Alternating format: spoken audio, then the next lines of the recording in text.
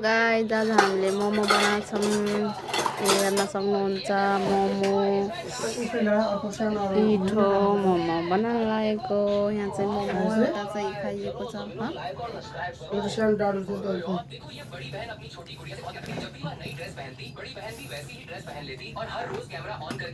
बोल hello guys आज मोमो बनाएको हेर्न सक्नुहुन्छ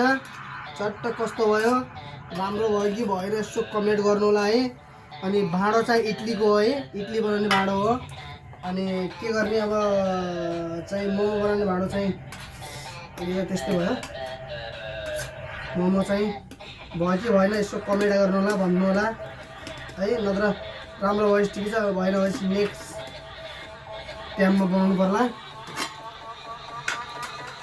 अलिक त यो चाहिँ हाम्रो बच्चा बच्ची सानो खुच्चा खाच्चीले पनि बनाएको के बनाउनु भने त घरमा होइन जस्तो बनायो नि त भयो होइन हेर्न सक्नुहुन्छ आज चाहिँ चट्ट मोमो बनाइयो चिकन मोमो आज चाहिँ खाना नै चाहिँ यही हो कि फेरि अब कुक चाहिँ मै हो एउटा मेरो वाइफ दुई बुढाबुढी लागेर चट्ट बनाइयो है अब ठिक छ कोही यहाँ बनाएर राखेछौँ अब त्यसको चाहिँ अहिले पालो आउँदैछ योमा हान्ने हेर्न सक्नुहुन्छ।